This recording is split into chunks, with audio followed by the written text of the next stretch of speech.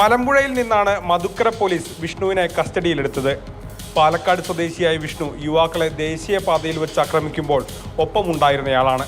ചിറ്റൂർ കേന്ദ്രീകരിച്ച് കുഴൽപ്പണം തട്ടുന്ന സംഘമാണ് സംഭവത്തിന് പിന്നിലെന്ന് പോലീസ് കരുതുന്നു. ഒരാൾ കൂടി പിടിയിലാകാനുണ്ട്. ഇയാളാണ് സംഘത്തലവൻ.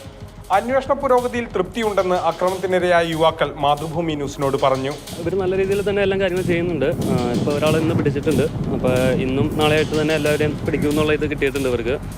പിന്നെ വണ്ടി തരാനായിട്ട് നമ്മൾ കോർട്ടിൽ വക്കീലിനെ കണ്ടതിനുള്ള പെറ്റീഷൻ കൊടുത്തേക്കാൻ പറഞ്ഞിട്ടുണ്ട്. അപ്പോൾ അതൊരു 2-3 ദിവസത്തിനുള്ളിൽ തന്നെ വണ്ടി നമുക്ക് റിലീസ് ചെയ്യാനുള്ള രീതിയിൽ തന്നെ ആക്കി തരാമെന്ന് പറഞ്ഞിട്ടുണ്ട്.